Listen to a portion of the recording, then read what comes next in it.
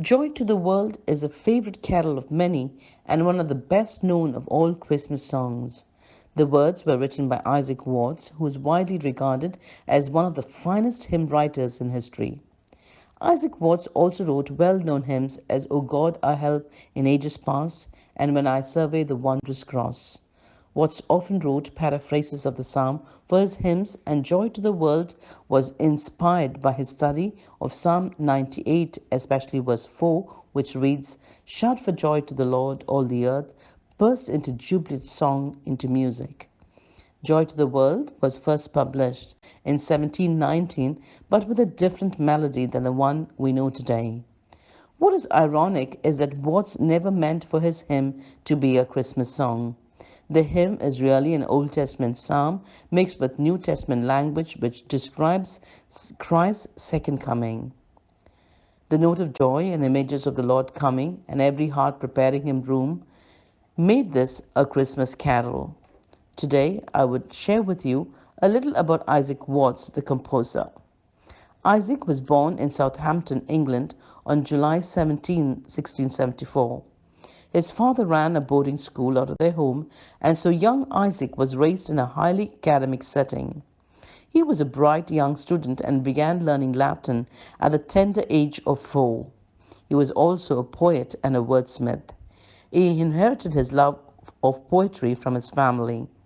When Isaac was 16 years old, he complained to his father about the hymns on the way home from church one day. His father told him that if he didn't like them, he should write something better. Isaac took this challenge and that afternoon wrote his first hymn based on Revelation 5, verses 6 to 12. His father was so impressed, he brought it with him to church that evening and they sang it as a part of the service. It was Isaac's first hymn, but not his last. Watt went on to compose more than 600 hymns and hundreds of poems before he died in 1748. Watt began ministering and he became a minister of the gospel at the age of 26, and his music and theological writings spread rapidly. He attracted one fan, Elizabeth Springer, who proposed marriage to him by mail. Isaac accepted, and when she met him in person, she jumped on the train and went back home. She later described him. He was only 5 feet tall, with a shallow face, hooked nose, prominent cheekbones, small eyes, and death like color. Elizabeth's loss was our gain. He poured himself into the ministry, his writing, and he never did marry. Watt was born and raised during a time of plague and uncertainty. He was also raised during a time when there was great pressure to conform. The Anglican Church had put great pressure on everyone to conform to their order of worship.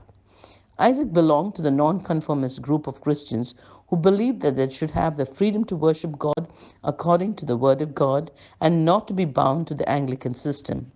This is also a time of persecution for the Christian faith. So Isaac Watts lived during a time of uncertainty, a time of great pressure to conform, a time of persecution.